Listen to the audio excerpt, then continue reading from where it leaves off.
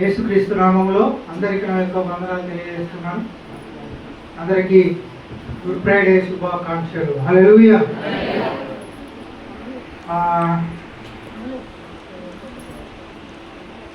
ఇంతవరకు మనము 6 మాటలు ధ్యానం చేసుకున్నాం. ఇప్పుడు చివరి మాట 7వ మాట మనం ధ్యానం చేసుకుందాం. చాలా జాగ్రత్తగా వాక్యాన్ని మీరు వినాలని మీకు మనవి చేస్తున్నాను. లూకా సువార్త 23వ అధ్యాయము 46వ వచనాన్ని మనము చదువుతున్నాం. లూకా సువార్త 23వ అధ్యాయము 40వ వచనము. అప్పుడు యేసు గొప్ప శబ్దముతో కేక వేసి తండ్రి నీ చేతికి నా ఆత్మను అప్పగించుకొనుచున్నాను నేను. హల్లెలూయా. ఒక చిన్న ప్రార్థన చేద్దాం. కళ్ళు మూసుకోండి. యేసయ్యా స్తోత్రాలు. తండ్రి నీకు వందనాలు ప్రభా. ఈ వాక్యం ద్వారా నీవు మాతో మాట్లాడండి. ఈ వాక్యం ద్వారా మీరు మాతో మాట్లాడుకొని ప్రార్థన చేస్తున్నాను. యేసయ్యా కృపగల దేవా, ఈ వాక్కులను మీరు విడుదల చేయండి. తండ్రి నీకు స్తోత్రాలు. గొప్పగా తండ్రి నీకు వందనాలు ప్రభా. ఈ వాక్యం మా హృదయంలో ఫలింపజేయమని ప్రార్థన చేస్తున్నాను. తండ్రి ఈ వాక్కులను విడుదల చేయమని ప్రార్థన చేస్తూ యేసు నామములో ప్రార్థన చేస్తున్నాను తండ్రి. ఆమేన్. యేసుక్రీస్తు వారు చివరిగా మాట్లాడిన మాట, తండ్రి నీ చేతికి నా ఆత్మను అప్పగించుచున్నాను అన్నాడు. నీ చేతికి నా ఆత్మను అప్పగించుచున్నాను. తండ్రి అని పిలిచాడు. ఎవరు పిలిచాడు? తండ్రి అని పిలిచాడు. నా తండ్రి అని పిలిచాడు. ఇక్కడ తండ్రి నీ చేతికి నా ఆత్మను అప్పగించుచున్నాను అంటూ ఆయన చివరిగా తన ఆత్మను ఆయనకు అప్పగించాడు. ఈ విషయం మీరు గుర్తుంచుకోవాలని కోరుతున్నాను. ఇక్కడ ఏం జరిగిందంటే యేసు యొక్క ఆత్మ తండ్రికి తన ఆత్మను అప్పగించుకున్నాడు. ఆయన ఆత్మ నేరుగా తండ్రి యొద్దకు వెళ్ళింది. ఆయన ఆత్మ నేరుగా తండ్రి యొద్దకు వెళ్ళింది. ఆయన వెళుతుండగా ఆయన ఆత్మకు ఏ భంగము కలగలేదు, ఏ ఆటంకము కలగలేదు. నేరుగా వెళ్ళింది, స్వేచ్ఛగా వెళ్ళింది. చేతులు పైకి చెప్పండి. హల్లెలూయా. ఆయనకి ఏ ఆటంకం కలగలేదు, ఏ శక్తులు ఆయనను అడ్డుకోలేదు, ఏ కార్యము కూడా అంటే ఏ విషయంలో ఆయనకు భంగము కలగలేదు. ఈరోజు చాలా జాగ్రత్తగా వినవలసింది. ప్రతిరోజు ఈ భూమి మీద పుట్టిన ప్రతి వ్యక్తి ఏదో ఒక రోజు మరణించవలసి ఉంది. ఈ భూమి మీద పుట్టిన ప్రతి మనిషి ఏదో ఒక రోజు మరణించవలసి ఉంది. అయితే మన ఆత్మ తండ్రి యొద్దకు వెళ్ళాలి. హల్లెలూయా. మన ఆత్మ తండ్రి యొద్దకు వెళ్ళాలి. ఆయన వెళుతున్నప్పుడు కొన్ని ఆటంకాలు కలిగే అవకాశం ఉంది. అర్థమవుతుందండి? ఆటంకాలు కలుగుతాయి, దుష్టశక్తులు అడ్డగిస్తాయి, ఇంకా ఎన్నో విషయాలు మనం అడ్డగించే అవకాశం ఉందన్నమాట. ఇలా మన ఆత్మ దేవుని దగ్గరికి చేరకుండా, తండ్రి యొద్దకు వెళ్ళనివ్వకుండా కొన్ని దుష్టశక్తులు అడ్డగించే అవకాశం ఉంది. కానీ యేసు ప్రభుకు ఏ శక్తి అడ్డగించలేదు. అసలు ఒక వ్యక్తి తండ్రి యొద్దకు చేరాలంటే, పరలోకము నేరుగా వెళ్ళాలి అంటే ఈ విషయం జాగ్రత్తగా గమనించండి. మన ఆత్మకు ఏ ఆటంకం కలగకూడదు ఉండాలి అంటే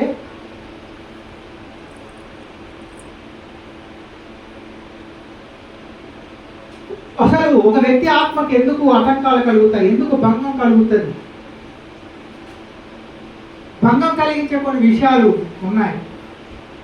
ఏ భంగం కలగకుండా దేవుని దగ్గరికి వెళ్ళాలంటే మనం కొన్ని పనులు చేయాలి. చేతులు పైకి హల్లెలూయా. మొదటిగా ఒక వాక్యం చూపిస్తాను. సామెతల గ్రంథము 15వ అధ్యాయము 4వ వచనం చదువుదాం.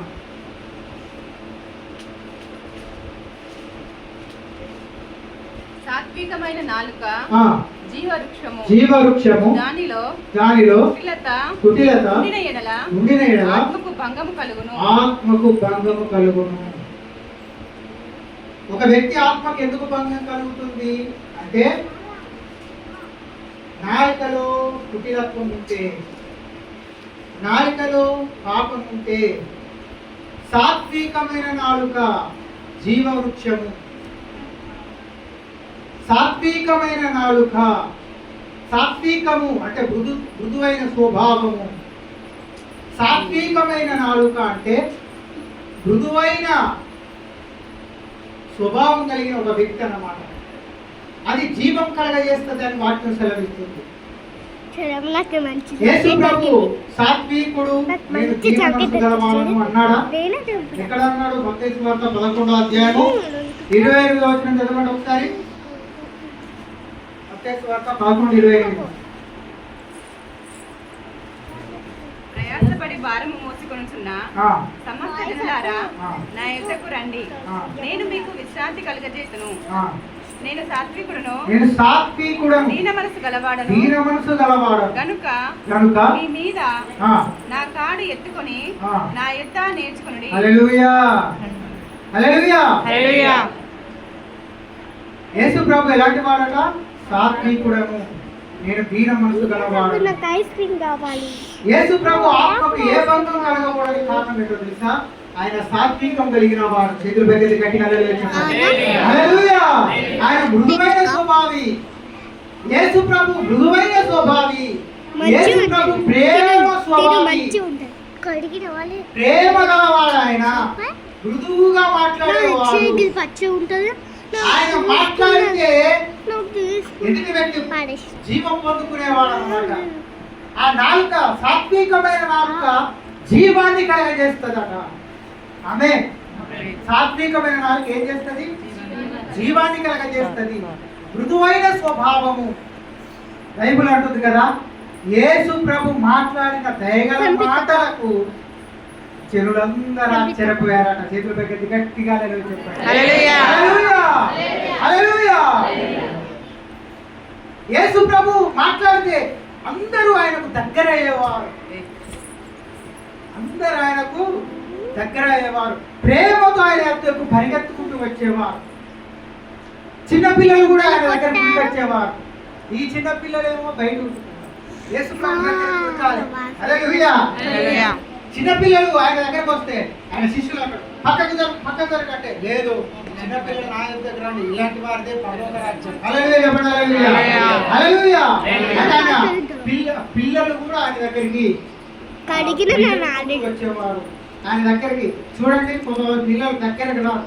ఎందుకంటే వాళ్ళు భయపెడతారు, టార్చర్ చేస్తారు, అది చేస్తారు. అట్లాగా వేసే ప్రేమతో పిల్లల దగ్గర తీసుకొని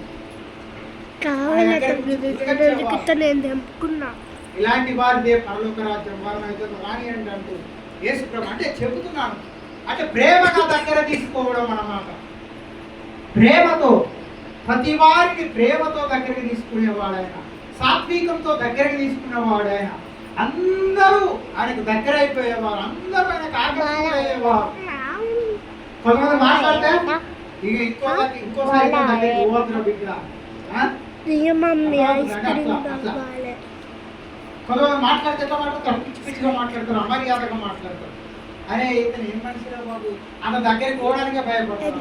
ఇప్పుడు అట్లాంటి వారుగా మనం చేతుల యేసు ప్రభు సాత్వికులు, మనము కూడా సాత్వికులంగా మారాలి. హల్లెలూయా చెప్పండి, హల్లెలూయా, హల్లెలూయా. యేసు ప్రభు ఆత్మకి ఏ భంగం కలగకుండా నేరుగా తండ్రి దగ్గరికి వెళ్ళింది. నేరుగా తండ్రి దగ్గరికి వెళ్ళింది. ఆయనకి ఏ ఆటంకం కలగలేదు. ఆయన ఆత్మకి ఏ భంగం కలగలేదు. మధ్యలో ఏది ఆయన అడ్డగించలేదు. నేరుగా దేవుడు తండ్రి దగ్గరికి మన ఆత్మ వెళ్ళింది. హల్లెలూయా చెప్పండి, హల్లెలూయా. మరొక చాలా ఫాస్ట్ గా వెళ్తాను. మొదటిగా ఆయన తండ్రి అని పిలిచాడు. తండ్రి అని పిలిచాడు. తండ్రి అని పిలిచాడు. ఇవన్నీ కూడా ప్రవచనాలు అన్నమాట. ప్రవచనాలు నెరవేర్చబడ్డాయి అన్నమాట. ప్రవచనాలు నెరవేర్చబడ్డాయి. ఒకటి మీకు చూపిస్తాను. 86వ కీర్తన తీయాలి. 86వ కీర్తన, 86వ కీర్తన 89వ కీర్తన క్షమించండి 89 26వ చిన్నక్క కూడా 89 26వ వచనం. నీవు నా తండ్రి నా దేవుడవు. హల్లెలూయా. నీవు నా తండ్రివి నా దేవుడవు అని నాకు మొరపెట్టును. కావున నేను అతని నా జ్యేష్ఠ కుమారుడిగా చేయుదును. పురాణులలో అత్యున్నతుడుగా ఉంచేదను. గట్టిగా చెప్పండి. ఈ ప్రవచనము యేసుక్రీస్తు గురించి ఇవ్వబడిన ప్రవచనం. నీకు మైలో ఇష్టమా? యేసుక్రీస్తు గురించి ఇవ్వబడిన ప్రవచనం. కీర్తనల గ్రంథంలో యేసుక్రీస్తు గురించి ఇవ్వబడిన ప్రవచనం. నా తండ్రి నా దేవుడు అని మొరపెడతాడట. తండ్రి అని పిలుస్తాడట. నా జ్యేష్ఠ కుమారుడిగా అతను చేస్తాడు. జ్యేష్ఠత్వం అనేది చాలా గొప్పది. ఇందాక చెప్పారు కదా, జ్యేష్ఠత్వం అనేది చాలా గొప్పది. జ్యేష్ఠత్వం పక్క హక్కును అన్వయిస్తున్న ఏశావును దేవుడు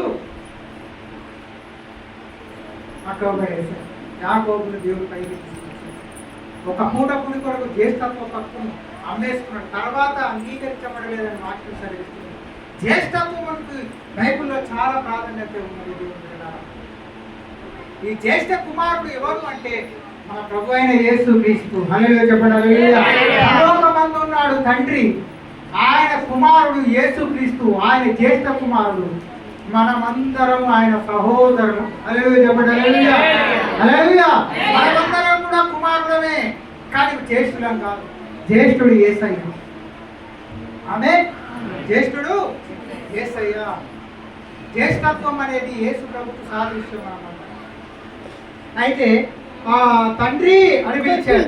తర్వాత 31వ కీర్తన 5వ వచనం చదవండి. 31వ కీర్తన 5వ వచనం. నా ఆత్మను నీ చేతికి అప్పగించుచున్నాను. ఇది కీర్తన గ్రంథంలో ప్రవచించబడినది. నా ఆత్మను నీ చేతికి అప్పగించుచున్నాను. ప్రతిదీ కూడా వాక్యానుసారంగా లేఖనం నెరవేరినట్లుగా జరిగాయి. గట్టిగా చెప్పండి. హల్లెలూయా. ఇక్కడ విషయం ఏంటి అంటే, నా తండ్రి నా దేవుడు మొరపెడతాడట. ఆయన ఆత్మను నేరుగా అప్పగించుకున్నాడు. ప్రతిసారి కూడా తండ్రితో కుమారునికి అద్భుతమైన సంబంధ బాంధవ్యాలు ఉన్నాయి. అర్థమవుతుందండి? తండ్రితో కుమారునికి అద్భుతమైన సంబంధము ఉన్నది అన్నమాట. వారిద్దరూ దగ్గర సంబంధులు. అర్థమవుతుందండి? హల్లెలూయా. వారిద్దరు దగ్గర సంబంధులు. తండ్రికి కుమారునికి అద్భుతమైన సంబంధం ఉన్నది. గట్టిగా చెప్పండి. హల్లెలూయా. హల్లెలూయా. ఇప్పుడు ఈ 7 మాటల్లో ఎన్నిసార్లు దేవుడు తండ్రితో మాట్లాడాడు చెప్పండి. 7 మాటలు ఉన్నాయి కదా, ఎన్నిసార్లు దేవుడు తండ్రితో మాట్లాడాడు? మొదటిగా తండ్రి మీరేం చేయించున్నారో మీరు మొదటి మాట తండ్రితో మాట్లాడాడు. రెండవ మాట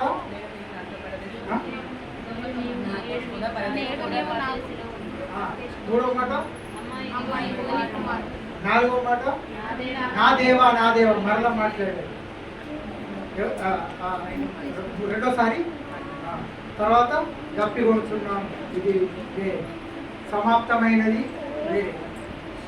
ఏడవసారి మూడు సార్లు దేవుడు తండ్రితో మాట్లాడాడు. గట్టిగా చెప్పండి. అంటే ప్రతి క్షణం ఆయన తండ్రితో మాట్లాడుతూ ఉంటాడు. అర్థమవుతుందండి?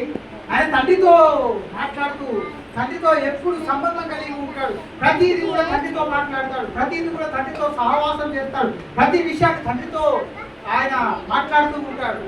తండ్రి మీరేం చేయించున్నారో మీరు ఎరుగరు. తండ్రి అని పిలుస్తాడు. నా దేవా అని పిలుస్తాడు. నీవు నా తండ్రివి, నా దేవుడవు అనేంత మొరపెట్టుకున్న ప్రవచనం. హల్లెలూయా. అర్థమవుతుందండి? నా తండ్రి నా దేవుడు. ఇందాక 89వ కీర్తనలో పెట్టాడు కదా, తండ్రి అని పిలుస్తాడు. నా దేవుడు అని పిలుస్తాడు. ఇక్కడ ఈ 7 మాటల్లో కూడా తండ్రి అని పిలిచాడు. నా దేవా అని పిలిచాడు. ఈ విషయాన్ని మీరు గుర్తుంచుకోవాలనుకుంటున్నాను. అంటే తండ్రికి కుమారుడికి అద్భుతమైన సంబంధం ఉన్నది. తండ్రికి కుమారుడికి అద్భుతమైన సంబంధం కలిగి ఉన్నారు.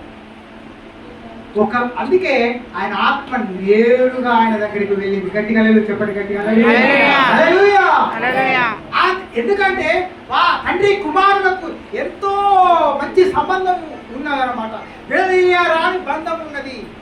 విడదీయరాని బంధం అన్నమాట. విడదీయరాని బంధము. ఆయన పరలోకం నుంచి దిగి వచ్చేటప్పుడు ఒక మాట రాయబడి ఉంది బైబిల్లో. ఆయన పరలోకం నుంచి భూమికి దిగేటప్పుడు తండ్రితో ఉండుట విడిచిపెట్టకూడని భాగ్యం అని ఎంచుకోలేదు అని వాక్యం తెలుస్తుంది.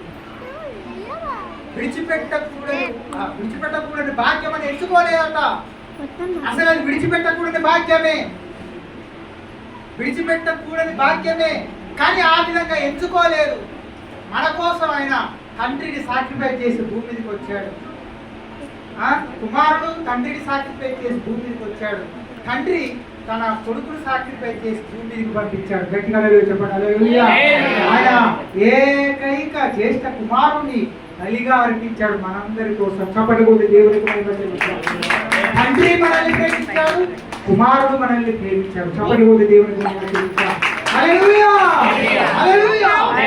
ఇద్దరు కూడా ఒకరిని విడిచి ఒకరు ఉండలేరు. తండ్రి కుమారుడు ఒక్కరిని విడిచి ఒకరు ఉండలేరు. కానీ ఆయన ఒక్కసారి విడిపోయారు. ఎందుకోసం? మన కోసమే. హల్లెలూయా. మన కోసం విడిపోయారు వాళ్ళు తప్ప అసలు ఒక్క క్షణం కూడా తండ్రి కుమారుడు విడిచిపెట్టి ఉండలేరు. అదే విధంగా ఆయన శిలువలో వేలాడుతూ నా దేవా నాకు చేయి విడిచిపెట్టావు అంటారు. ఎప్పుడు కూడా ఆయన చేయి విడవని వాడు. ఎందుకు విడిచిపెట్టాడంటే మన కోసము అంటే ఆ తండ్రి కుమారుడు మనల్ని ఎంత ప్రేమిస్తున్నారు ఒక్కసారి ఆలోచించాలి. హల్లెలూయా చెప్పండి హల్లెలూయా. దేవుని ప్రేమ చాలా గొప్ప ప్రేమ. మన కోసం ఆయన ఎంతో చేశాడు. ఆయన ఎంతో ప్రేమించాడు. దేవుడు లోకమును ఎంతో హల్లెలూయా చెప్పండి హల్లెలూయా ఎంతో ప్రేమించాడు. వారిద్దరు మంచి సంబంధం కలిగి ఉన్నారు. తండ్రికి కుమారునికి అద్భుతమైన సంబంధం ఉంది. వారిద్దరు ఏకమై ఉన్నారు. ఇప్పుడు మనము కూడా ఆయన కుమారులము. యేసు ప్రభు లాగా మనము కూడా తండ్రితో ఏకమైపోవాలి. గట్టిగా చెప్పండి హల్లెలూయా హల్లెలూయా. యేసు ప్రభు వారు తండ్రికి ఎంత దగ్గర అయ్యాడు. యేసు ప్రభు వారు తండ్రితో ఎంత మంచి సంబంధం కలిగి ఉన్నాడు. మనము కూడా ఆ విధంగా మారాలి. హల్లెలూయా చెప్పండి హల్లెలూయా. అలా మారాలంటే మనం కొన్ని పనులు చేయాలి. త్వరగా చెప్పి నేను ముగించేస్తాం. త్వరగా చెప్పిన ముగించేస్తాం. 76వ కీర్తన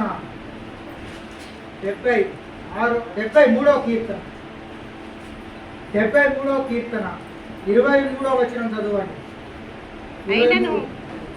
అయినను నేను ఎల్లప్పుడూ నీ యొద్ద ఉన్నాను. నేను నీ యొద్ద ఉన్నాను. నా కుడి చెయ్యి నీవు పట్టుకొని ఉన్నావు. నీ ఆలోచన చేత నన్ను నడిపించెదవు. తరువాత మహిమలో చేర్చుకుంటావు.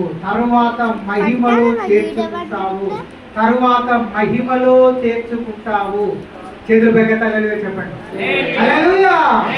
దేవుని మహిమలో చేర్చబడ్డాడు యేసు ప్రభు. దేవుని మహిమలో చేర్చబడ్డాడు. ఎవరు? యేసు ప్రభు. ఆయన ఆత్మ అప్పగించుకున్నాడు. నేరుగా ఆయన మహిమలోనికి ఆయన ఆత్మ వెళ్ళింది. గట్టిగా చెప్పండి హల్లెలూయా హల్లెలూయా. ఒక వ్యక్తి ఆత్మ దేవుని మహిమలో మనం చేర్చబడాలి అంటే ఏం చేయాలంటే యేసు ప్రభు లాగా మనం చేయాలి. ఏం చేశాడంటే 3 విషయాలు అక్కడ చెప్పాడు. 23వ వచనం చదవండి మరొకసారి. అయినను నేను ఎల్లప్పుడూ నీ యొద్దనున్నాను. ఇది మొదటిగా చేయవలసిన పని. నేను ఎల్లప్పుడూ నీ యొద్ద ఉన్నాను. చేతులు పైకి హల్లెలూయా చెప్పండి హల్లెలూయా. నేను ఎల్లప్పుడూ నీ యొద్ద ఉన్నాను.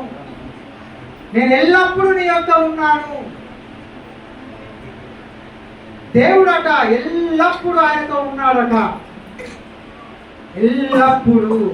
ఎవరితో ఉన్నాడు? తండ్రితో, దేవుడితో సహవాసం చేశాడు. ఎల్లప్పుడూ ఆయనతో సహవాసం చేశాడు.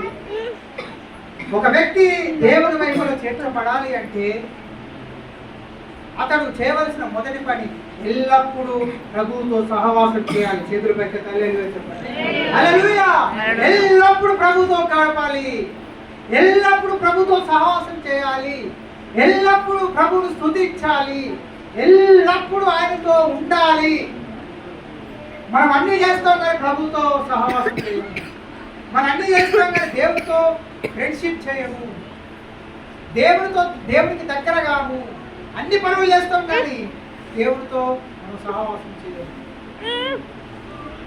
మనమంతా దినమంతా లోకంలో ఆ పని ఈ పని ఇక్కడికి అక్కడికి తిరుగుతూ ఉంటాం కానీ ప్రార్థనకు మాత్రం మనం సమయం ఇవ్వము.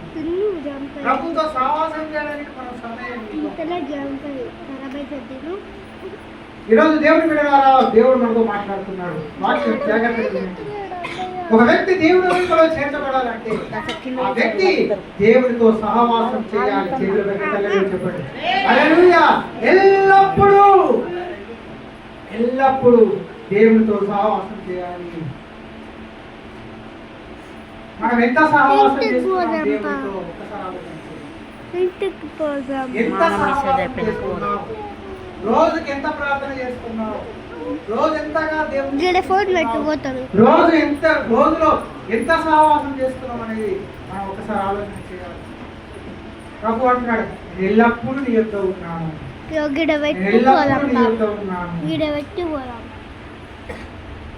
ఎల్లప్పుడూ స్తుతిస్తున్నాను అంటాడు. వచ్చిన పల్లవి హల్లెలూయా స్తుతి మహిమ దేవుని స్తుతించెదము. హల్లెలూయా స్తుతి మహిమ ఎల్లప్పుడూ దేవునికి ఇచ్చెదము. ఆమేన్. హల్లెలూయా హల్లెలూయా హల్లెలూయా హల్లెలూయా హల్లెలూయా హల్లెలూయా హల్లెలూయా స్తుతి మహిమ ఎల్లప్పుడూ దేవునికి ఇచ్చెదము. హల్లెలూయా స్తుతి మహిమ అప్పుడప్పుడు దేవునికి ఇచ్చెదము. ఎల్లప్పుడు హల్లెలూయా స్తుతి మహిమ ఎల్లప్పుడా అప్పుడప్పుడు? హల్లెలూయా స్తుతి మహిమ అప్పుడా? అప్పుడప్పుడు స్తుతించాలా? ఎల్లప్పుడా? అప్పుడప్పుడు ఆదివారం అప్పుడప్పుడు, లేకపోతే ఆదివారం అత్తే సరిపోతుంది. లేకపోతే క్రిస్మస్ కట్టదా? క్రిస్మస్ గుడ్ ఫ్రైడే ఇచ్చి కట్టదా? ఎందుకు గుళ్ళకి? ఎందుకు గుళ్ళ మన గుండెల దేవుడు కదా అనుకోకూడదు. అది కరెక్టా? కరెక్టేనమ్మా? అలా కాదు. ఎల్లప్పుడూ మనం ప్రభువుతో గడపాలి. చప్పట్లు కొట్టి దేవుడికి మహిమ చెల్లిద్దాం. హల్లెలూయా. ఎల్లప్పుడూ, అప్పుడప్పుడు కాదు, ఎల్లప్పుడూ దేవుడితో సహవాసం చేయాలి. అలా సహవాసం చేస్తే దేవునికి మనం దగ్గర అయిపోతాం. ఆమేన్. దేవుడికి దగ్గర అయిపోవాలి, దేవుడికి దగ్గర అయిపోవాలి. నేను ఒక రెండు విచిత్రమైన వాక్యాలు చెప్పిస్తాను. జాగ్రత్తగా ఈ వాక్యాలను గమనించాలి. ఆలోచించాలి. సామెతల గ్రంథము 18వ అధ్యాయం 24.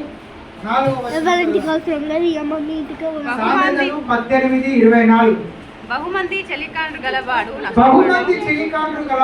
నష్టపడును. సహోదరుని కంటెను ఎక్కువగా హత్తియుండు స్నేహితుడు కలడు. చేతులు పైకెత్తాలి చెప్పండి. ఇక్కడ వాక్యం ఏమంటుందంటే బహుమంది చెలికాండ్రు గలవాడు నష్టపడతాడు అనే వాక్యం. బహుమంది చెలికాండ్రు అంటే ఎక్కువ మంది నష్టం కలుగుతుంది. అందుకే ఎక్కువ మందితో ఫ్రెండ్షిప్ చేయగలరు. తక్కువ మంది ఇక్కడ వాక్యం సర్వీస్ బహుమంది చెలికాండ్రు కింద ఒక మాట ఇది మనకి ఇంపార్టెంట్. సహోదరుని కంటే ఎక్కువగా హస్తియుండు ఒక స్నేహితుడు కలడు అని వాక్యం సెలవిస్తున్నది. సహోదరుని కంటే ఎక్కువగా హస్తియుండు ఒక స్నేహితుడు కలడు అని వాక్యం సెలవిస్తుంది. ఒక వ్యక్తి ఉన్నాడట, ఆ వ్యక్తి సహోదరుని కంటే ఎక్కువగా హస్తియుండు ఉన్నాడట. అదేంటి అలా ఎందుకు జరిగింది? సహోదరుడు అనేవాడు రక్త సంబంధం. సహోదరుడు అనేవాడు రక్త సంబంధం. ఈ స్నేహితుడికి ఈ సహోదరునికి ఏ రక్త సంబంధం లేదు. కానీ సహోదరుని కంటే ఈ వ్యక్తి దగ్గర అయ్యాడు. సహోదరుని కంటే వేరే వ్యక్తి ఎక్కువగా స్నేహితుడు అయ్యాడని వాక్యం సెలవిస్తుంది. అదెందుకు అలా జరిగింది? సహోదరుని కంటే వేరే వ్యక్తి దగ్గర వాళ్ళండి. సహోదరుడు రక్త సంబంధి, స్నేహితుడు రక్త సంబంధి కాదు. కానీ ఈ రక్త సంబంధి కానీ ఆ స్నేహితుడు ఎక్కువగా దగ్గర అయ్యాడు. రక్త సంబంధము లేని వ్యక్తి ఎక్కువగా దగ్గర అయ్యాడు. చాలా మంది అన్నదమ్ముల మధ్య చాలా ప్రేమ ఉంటుంది. ఇప్పుడు ఇతనికి కూడా ప్రేమ లేదని చెప్పట్లేదు. సహోదరునికి మీద ప్రేమ ఉన్నది ఈ వ్యక్తికి. కానీ వేరే వ్యక్తి ఎందుకు అలా జరిగింది? రక్త సంబంధం లేని వ్యక్తి సహోదరుని కంటే ఎక్కువగా దగ్గర అయ్యాడట. ఎందుకు అలా దగ్గర అయ్యాడు? రక్త సంబంధి దగ్గర కావాలి కదా. రక్త సంబంధం లేని వాడు ఇతనికి ఎందుకు దగ్గర అయ్యాడు? ఎప్పుడైనా ఆలోచించారా? రక్త సంబంధం లేని వ్యక్తి ఈ వ్యక్తికి దగ్గర అవ్వడం. సరే, ఇంకొక వాక్యం చూపిస్తారు చూడండి. సామెతల గ్రంథము 29వ అధ్యాయము 21వ వచనం. 29-21.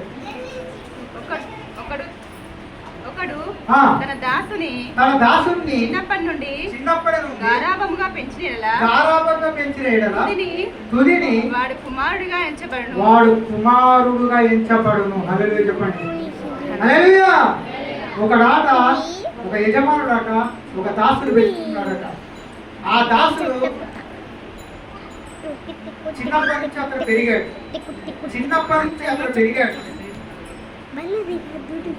ఈ చిన్నప్పటి నుంచి అతను పెంచుకున్నాడట. చిన్నప్పటి నుంచి ఆ దాసుడు పెంచుకున్నాడు. ఎలా పెంచుకున్నాడంటే గారాబంగా పెంచుకున్నాడని వాక్యం చదివిస్తుంది. గారాబంగా పెంచుకున్నాడట. చిన్న పిల్లవాడు కదా, కొంచెం గారాబం చేసేవాడు. ఎక్కువ గారాబం చేసుకున్నాడు. అతడు పెద్దవాడై ఉంటే దాసుడుగా వచ్చుంటే ఈ గారాబం చేసేవాడు కాడేది. చిన్నప్పటి నుంచి పెంచుకోవడం వల్ల గారాబంగా అతడు దాసుడు, ఒక పని మనిషి, అతడు గారాబంగా పెంచుకున్నాడట. అయితే ఒకడు తన దాసుని చిన్నప్పటి నుంచి గారాబంగా పెంచుకున్న ఎడల తుదిని వాడు కుమారుడుగా ఎంచబడను. గట్టిగా చెప్పండి. హల్లెలూయా.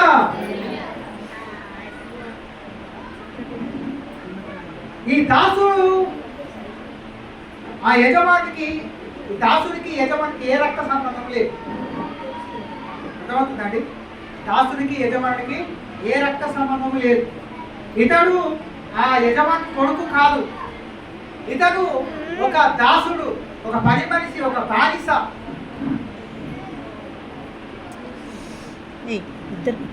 ఇతడు ఒక పని మనిషి, ఒక దాసుడు, ఒక పని మనిషి. ఈ వ్యక్తికి దగ్గర ఇవ్వడం ఏంటి? ఒకసారి ఆలోచన చేయాలి. దాసుడు అయిన వాడు యజమానుడికి చాలా దగ్గర అయిపోయాడు. రాను రాను రాను రాను రాను ఆ యజమానుడు అతన్ని దాసుడుగా కాకుండా కుమారుడుగా భావించాడు. హల్లెలూయా. హల్లెలూయా. ఏ రక్త సంబంధం లేని ఈ దాసుడు, ఏ రక్త సంబంధం లేని ఈ పని మనిషి, ఒక బానిస, అతడు ఆ యజమానుడి పని మనిషి. అతడు ఆ పని మనిషి ఏ రక్త సంబంధం లేనివాడు. అసలు ఆ ఏ రక్త సంబంధం లేని ఆ యొక్క దాసుడు చివరికి వచ్చే వరకు ఏమైందంటే ఇతని కుమారుడుగా భావించాడట. గట్టిగా చెప్పండి హల్లెలూయా, హల్లెలూయా. అదే అలా ఎందుకు జరిగింది? రక్త సంబంధం లేని ఒక వ్యక్తి సహోదరుని కంటే ఎక్కువగా అతనికి దగ్గర అయ్యాడు. రక్త సంబంధం లేని ఒక దాసుడు కుమారుడుగా మారాడు. గట్టిగా చెప్పండి. దీనంతటికి కారణం ఏంటి అని అంటే ఇదంతా కూడా సహవాసం వలన కలిగిన ఆశీర్వాదం. చెప్పలుగుండి దేవుడి హల్లెలూయా. ఇదంతా కూడా సహవాసం వల్ల కలిగింది.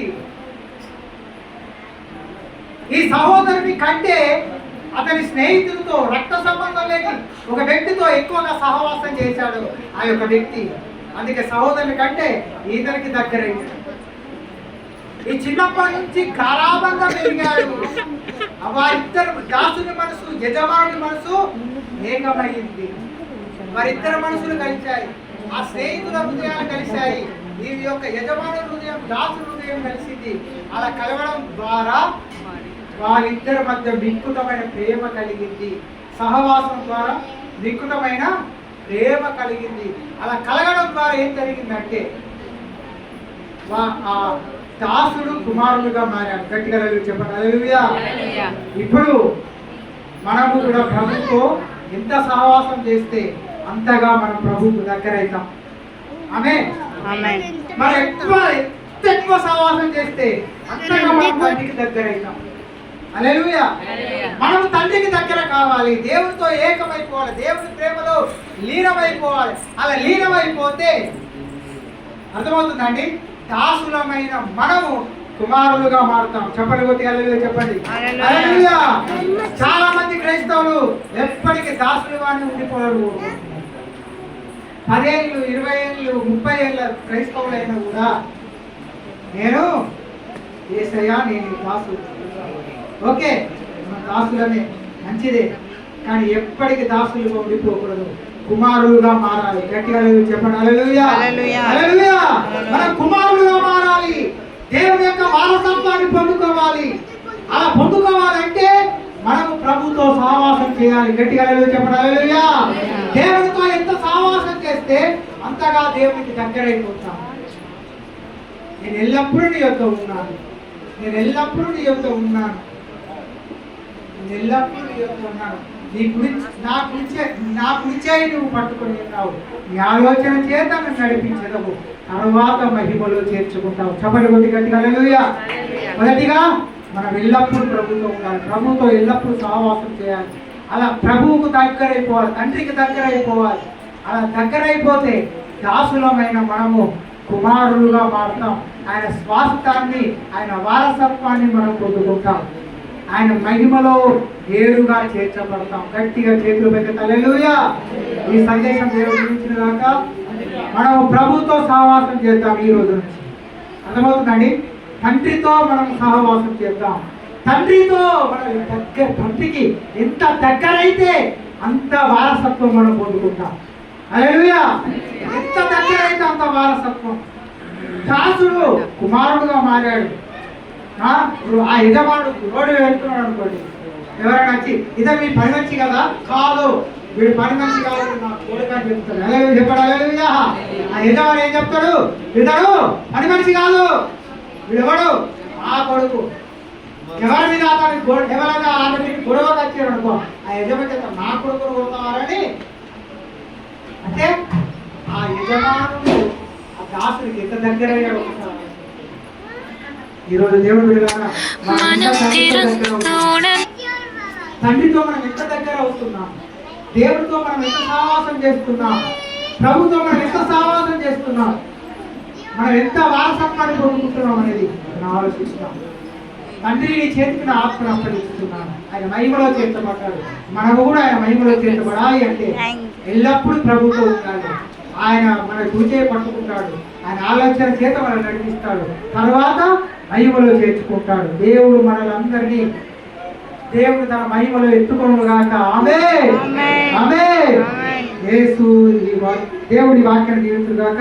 ఆమేన్. థాంక్యూ.